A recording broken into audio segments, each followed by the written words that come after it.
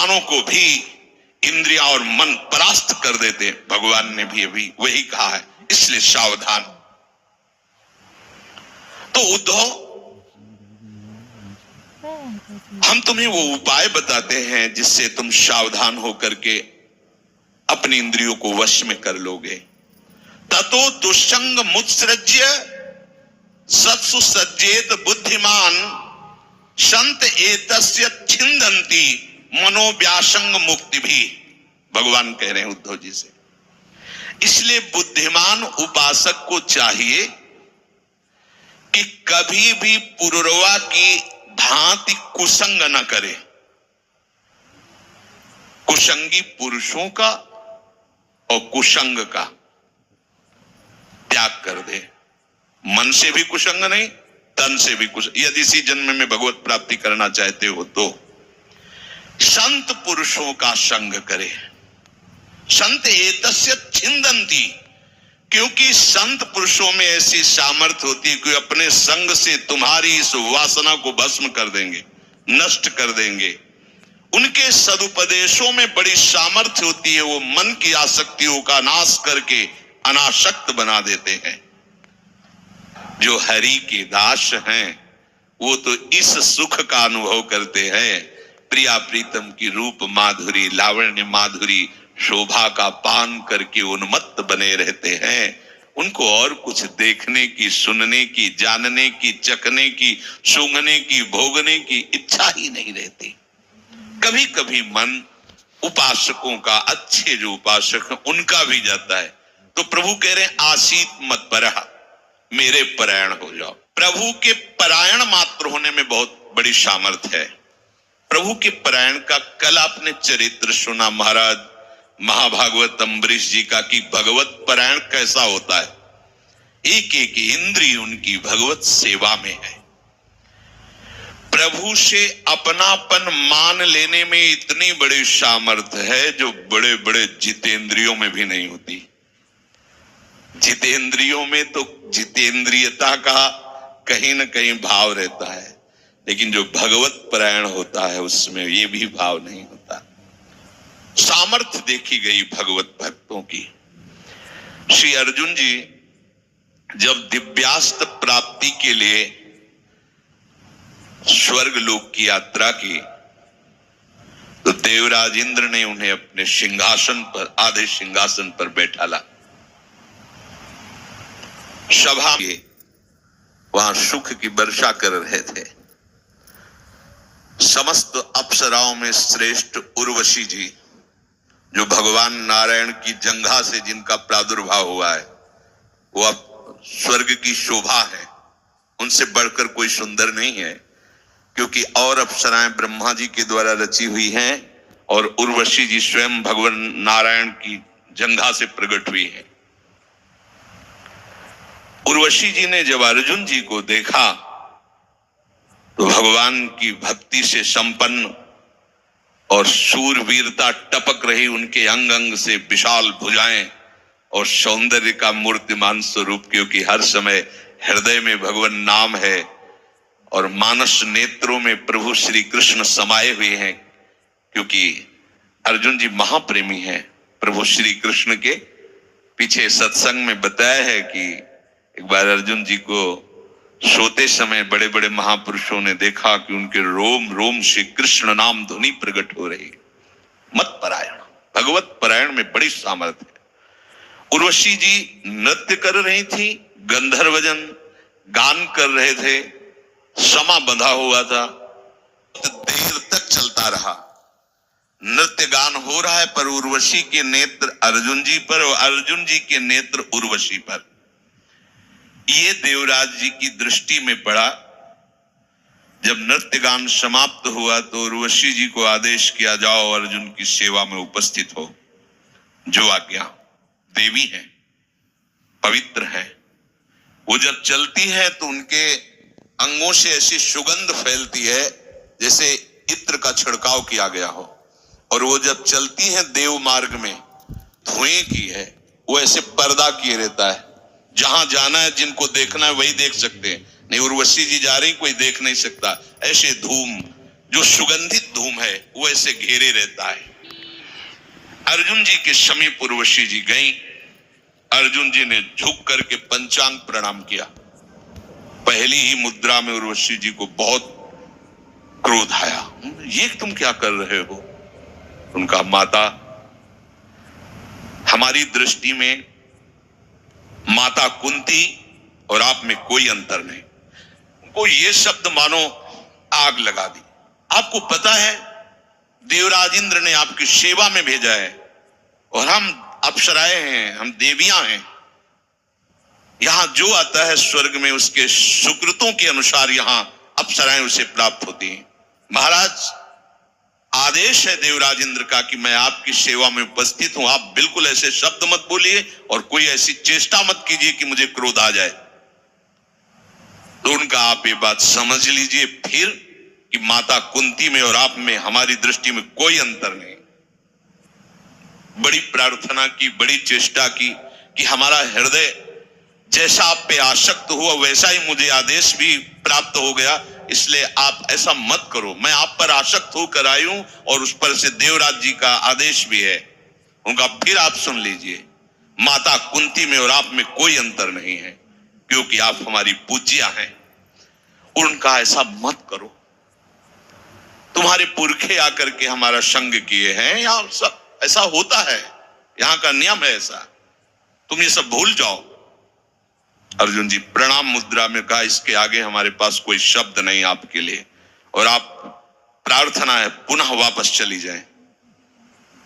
इतना क्रोध आया उनका, नपुंसक कहीं का, मुझ देवी को बार बार तू ऐसे वचन बोल रहा है जो दुख प्रदान कर रहे हैं, जा मैं शाप देती हूं, तू नपुंसक हो जा और वापस चले। कोई फर्क नहीं, कोई फर्क नहीं कि अर्जुन जी निराश हो गए, ऐसा नहीं हो। मुस्कुराने लगे, गोविंद की कोई लीला है। सुबह देवराज इंद्र को सूचना मिली कि अर्जुन जी आने वाले हैं। अर्जुन जी को बहुत आदर करते थे, पुत्रवत। क्या हुआ? मुस्कुराते हुए देवराज ने पूछा।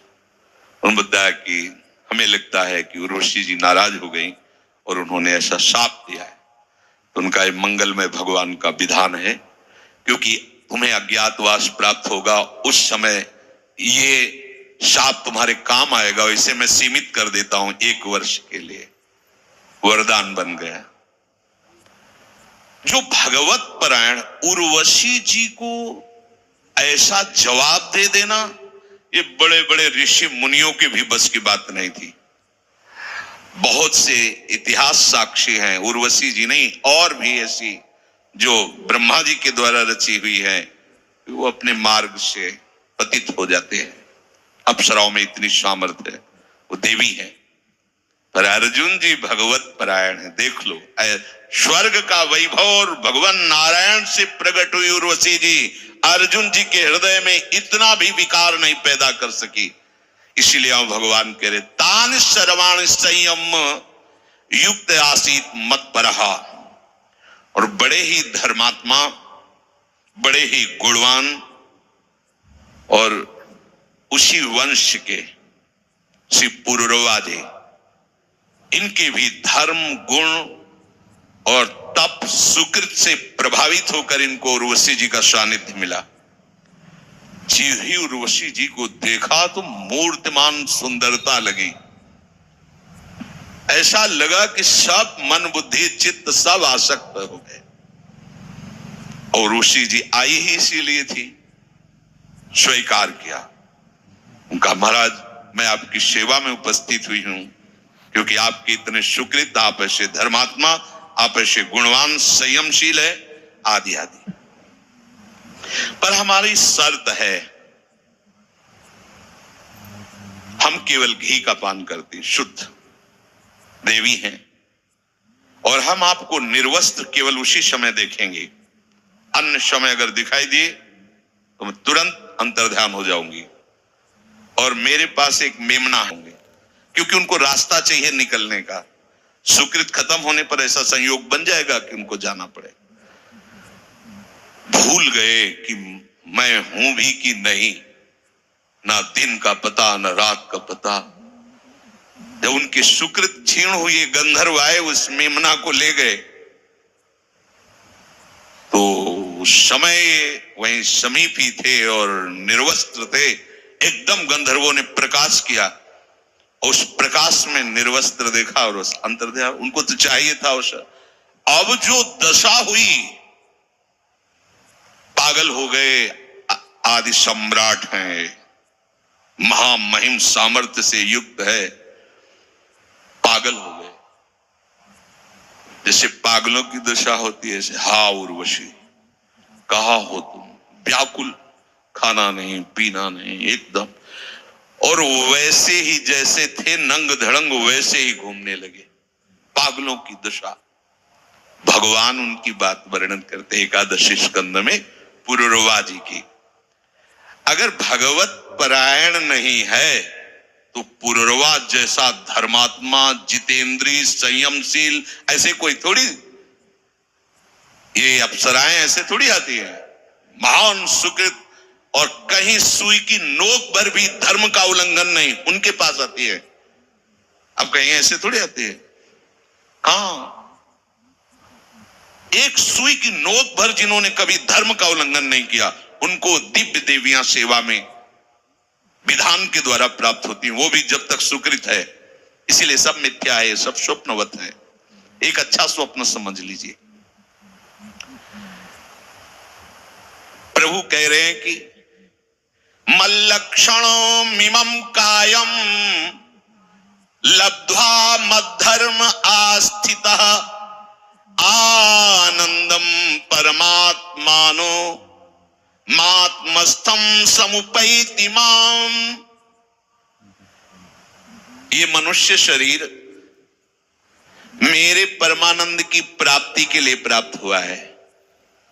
उस प्रसंग को कहने के पहले भगवान बोले, ये जो मनुष्य शरीर है मेरी प्राप्ति, मेरे परमानंद स्वरूप की प्राप्ति के लिए हुआ है। और मेरी प्राप्ति का मुख्य साधन है मेरे प्रेमी भक्तों का संग करके भक्ति पूर्वक मेरी आराधना करना। जो मेरे प्रेमी भक्तों के संग से मेरी प्रेममयी आराधना को जान जाता है तो अपने हृदय में ही मेरा साक्षात्कार कर लेता है। भगवत साक्षात्कार के लिए ये मनुष्य शरीर मिला है। गुणमय्या जीव योन्या विमुक्तो ज्ञान निष्ठया गुणेषु माया मात्रेषु दृश्यमानेषु वस्तुतः। जीव को कर्म के अनुसार सभी योनियों में जाना होता है। भगवान की वाणी है, सभी योनियों, सुअर, कुत्ता, नारकी, कीट, पतंग, सांप, सभी योनियां तीन गुणों के अंतर्गत हैं। जब कोई मेरे परायण होता है तो मैं उसे ऐसा ज्ञान देता हूं कि वो तीनों गुणों से बंधता नहीं है, माया मात्र से वो मुक्त हो जाता है जो मेरे परायण होता है। साधकों को, उपासकों को यह ध्यान रखना चाहिए। भगवान आदेश कर रहे हैं, संगम न कुर्यादशताम शिष्णोदर त्रिपाम क्वचित तस्यानुगस्त मत्स्यंधे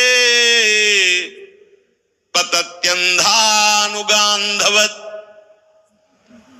साधक को, उपासक को मेरी ये बात ध्यान रखना चाहिए। भगवान कह रहे हैं कि जो लोग केवल विषयों को ही सुख मान रहे हैं और उदर पोषण में लगे हैं, जनेंद्री का भोग और रसेंद्री का भोग, यही जीवन का परम लाभ, अच्छा अच्छा खाने को मिले, खूब भोगने को मिले, जिनका ऐसा लक्ष्य है, ऐसे असत पुरुषों का कभी भी संग नहीं करना चाहिए। क्योंकि उनका संग करने वालों की वैसी दुर्गति होती जैसे कोई अंधे का हाथ पकड़ करके अंधा चल रहा हो। दोनों गिरेंगे, दोनों को अंधकार में भटकना पड़ेगा। उद्धव मैं तुम्हें महान यशस्वी धर्मात्मा गुण संपन्न आदि सम्राट इलानंदन पुररवा की बात कह रहा हूं। भगवान अपने श्री मुख से उद्धव जी को सुना रहे हैं। उर्वशी में राग करके वो ऐसे बेशुद्ध हो गए, पागल हो गए कि उनको पता ही नहीं चलता था कि दिन है कि रात है, सभा में हूं या एकांत में हूं। ऐसे ही दिगंबर वस्त्र शरीर में निहा उर्वशी पागल। पीछे जब उनको चेत हुआ तब उन्होंने जो उद्गार प्रकट किए वो मैं तुम्हें सुनाता हूं। उन्होंने कहा, अहो में मोह विस्तारः काम कश्मल चेतसः देव्यागृहीत कंठस्य नायुः खंडा इमे स्मृताः। धिक्कार है मेरे को, हाय हाय मेरी मूर्खता तो देखो, मेरी काम वासना तो देखो, मुझे कहां पहुंचा दिया। उर्वशी ने जब से हमारा गला पकड़ा अपनी बाहुओं से, तब से आज तक मैं छूट नहीं पाया। वो छोड़ के चली गई पर मैं पागल घूम रहा हूं। सीमा हो गई मुझ धर्मात्मा, मुझ सम्राट की ये दुर्गति कि मुझे होश ही नहीं कि मैं नंग धड़ंग घूम रहा हूं। भगवान उद्धव जी को बता रहे हैं, नाहम वेदाभिनिर्मुक्तः सूर्यो वाभ्युदितो मुया मुसितो वर्ष पूगानां बताहा निगतान्यतु। हाय हाय लुट गया मैं, मेरी बुद्धि भ्रष्ट हो गई। कब सूर्य अस्त हुआ, कब सूर्य उदित हुआ, मुझे ये भी भान नहीं रहा। खेद है कि कितने वर्ष कितने दिन व्यतीत हो गए, मुझे शुद्ध नहीं रही। इस अप्सरा ने मेरी ऐसी बुद्धि का हरण किया कि मैं बिल्कुल पागल बना रहा। कितना मैं चक्रवर्ती सम्राट हूं, क्या हूं, अरे एक स्त्री का खिलौना हो गया हूं उनके अंदर की। देखो मैं प्रजा को मर्यादा में रखने वाला सम्राट हूं। अरे देखो जो दूसरों को शासन में लेता है उसकी कैसी दुर्दशा कर दी शासक्ति ने। मैं रोता बिलकता निर्वस्त्र उसके पीछे दौड़ता रहा और उस निर्दयी ने मेरा त्याग कर दिया, मानो मेरे प्राण ही निकल गए हों। मैं गधे की तरह पीछे भागता रहा, दुलत्तियां सहता रहा। भला सोचो मुझ में कहां स्वामित्व है, कहां सम्राटपना है, कहां धर्म रह गया, कहां गुण रह गया। हाय किम विद्या किम तपसा किम त्यागेन श्रुतेन वा किम विविक्तेन मौनेन स्त्रीभिर्यस्य मनोहृतम।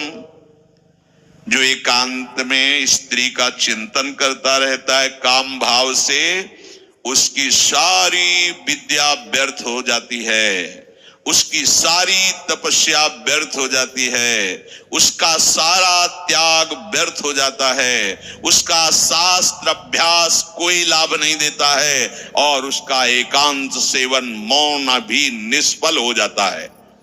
भगवान सुना रहे हैं उद्धव जी को।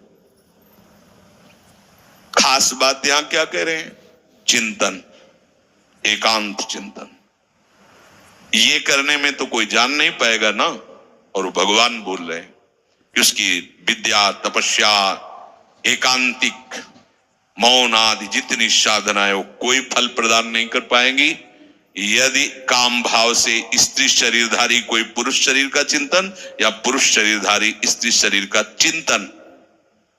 इसलिए 20 वर्ष हो जाते, कोई दिव्यता कोई आध्यात्मिक उन्नति का प्रकाश उसको समझ में नहीं आता है। उसको किसमें हानि है किसमें लाभ है इसका निर्णय करने की बुद्धि भी नहीं रह जाती जो विषय भोगों का चिंतन करता है। चाहे वो अपने को बहुत बड़ा पंडित माने, भगत माने, ज्ञानी माने, पर भगवान कह रहे वो है मूर्ख और धिक्कार है उसके जीवन को।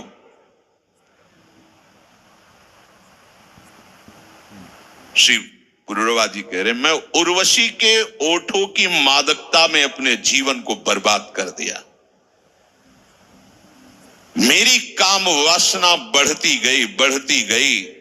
मैं भूल गया कि कहीं घी की आहुतियों से अग्नि शांत होती है और प्रज्वलित होती है। उसने मेरे चित्त को ऐसा चुराया कि आत्माराम जीवन मुक्तों के स्वामी प्रभु को भूल करके मैं उसको अपना सर्वस्व मान बैठा। इसी से आज मेरी ऐसी हालत हुई, ऐसी दुर्गति हुई। जैसे कोई रस्सी को सांप मानकर दुख प्राप्त करता है, पर जानने पर पता चलता है वो सांप नहीं, वो रस्सी है। ऐसे ही ये जगत भगवत स्वरूप है। मैं ऐसा ना जान करके इसे क्या क्या मानता रहा। बड़ा उनको वैराग्य मंगलमय हुआ। मैं अजितेंद्री हूं, मैं अपराधी हूं, मैं कामी हूं। महाराज कह मैं अपराधी हूं। क्वायम मली मशः कायो दौर्गंध्याद्यात्म को असुचि क्वा गुणाः सौमनस्याद्या हृदयासो विद्या कृता। कहां ये मैला कुचैला मल बनाने वाला दुर्गंध युक्त शरीर, और कहां मैं उसे देख रहा था सुकुमारता, पवित्रता, सुगंधता, सुख। धिक्कार है मेरी बुद्धि को। इस शरीर किसका है? ये आग का ईंधन है या कुत्तों का भोजन है? मिट्टी में गाड़ देने पर ये मिट्टी बन जाता है, कीड़ा पड़ जाते हैं, आग में जला देने पर राख हो जाता है। इस शरीर को मैंने सम्राट माना, इसी शरीर के राग से मैंने उसे सुख माना। बहुत सोचने विचारने पर निश्चय होता है ये मूढ़ता है, ये अज्ञान है। मलमूत्र से भरे हुए शरीर को मैं माना। कैसा मैं लट्टू हो गया इस शरीर राग के कारण। ओ कितनी सुघड़ नासिका, कितने सुंदर कपोल, वो जब हंसती है तो हमारे चित्त को चुरा ले। ये क्या? तो मांस रुधिर स्नायु मेदो मज्जा स्थित संगतौ विणमूत्र पूये रमताम क्रमीणाम कियदंतरम। क्या है? मैं क्यों आरोप कर रहा था ऐसा? अरे त्वचा ही तो है, अंदर मांस ही तो है, रुधिर और स्नायु मेदा मज्जा और हड्डियों से ढटा हुआ ढांचा है, अंदर भरा हुआ मलमूत्र है। ओहो, इस शरीर में रमण करना मानो नाली का कीड़ा नाली में रमण कर रहा है। एक कीड़े से बढ़कर क्या है मेरे में जो मैं अपने को सम्राट समझ रहा था? मेरे में और उस नाली के कीड़े में क्या अंतर रहा? इसलिए मैं अपना अनुभव कहता हूं। महाराज पुरुरवा का अनुभव भगवान श्री कृष्णचंद्र जी उद्धव से बता रहे कि पुरुरवा ने कहा अथापि नोप सज्जेत स्त्रीषु स्त्रणेषु चार्थविद विषेन्द्रिय संयोगान मनः क्षुभ्यति नान्यथा। जिसको इसी जन्म में भगवत प्राप्ति करनी हो, भगवत मार्ग में जाकर जीवन मुक्त अवस्था को प्राप्त करना हो, उस साधक को चाहिए ऐसी काम भावना प्रकट करने वाली स्त्रियों और ऐसे कामी पुरुषों का संग त्याग कर दे। स्त्रीषु और स्त्रीणेषु दोनों बातें कही। ऐसे पुरुषों का संग त्याग कर दो और ऐसी स्त्रियों का संग त्याग कर दो। नहीं तो विषय और इंद्रियों के संयोग ने मेरी हालत क्या कर दी तुम देख लो। ऐसे विकार से युक्त हो जाओगे, निकलना मुश्किल है। और यदि तुमने संग नहीं किया तो विकार का कोई अवसर ही नहीं रहेगा। नान्यथा क्षुभ्यति, फिर कभी ये क्षोभ ही नहीं होगा तुम्हारे हृदय में। क्योंकि जब हम कोई वस्तु सुनते हैं तो उसे भोगने की इच्छा होती, देखते हैं तो भोगने की इच्छा होती। अदृष्टा दश्रुता भावान न भाव उपजायते। जो हमने देखा ही नहीं है, सुना ही नहीं है, भोगा ही नहीं है, उसकी इच्छा ज्यादा दिन टिकती नहीं है। ऐसी स्मृति खत्म हुई पूर्व संस्कारवश। जो विषयों के साथ इंद्रियों का संयोग ही नहीं होने देते, कुछ दिनों के बाद उनका मन निश्चल शांत हो जाता है। और जो भोगते रहते हैं तो आग बढ़ती रहती है। तस्मात् संगो न कर्तव्यः स्त्रीषु स्त्रीणेषु चेन्द्रियैः विदुषां चाप्य विश्रब्धः छड़ वर्गा किमु मादृशाम। इसलिए अपनी वाणी से कभी विषय चर्चा मत करो, कान से कभी विषयी पुरुषों द्वारा बातें की गई उनको मत सुनो, मन से कभी भी विषय का संकल्प भोगने का मत करो, इंद्रियों से कभी विषय दृश्य मत देखो, और स्त्री लंपटों का संग त्याग कर दो, नहीं तो मेरे जैसे की ऐसी दुर्दशा हो सकती है तो तुम्हारी क्या। वास्तविक वो धर्मात्मा थे, वो गुण संपन्न थे, वो संयमी थे, वो कह रहे मेरे जैसे की दुर्दशा हो सकती तो तुम लोगों की क्या। इसलिए बड़े बड़े विद्वानों को भी इंद्रिया और मन परास्त कर देते, भगवान ने भी अभी वही कहा।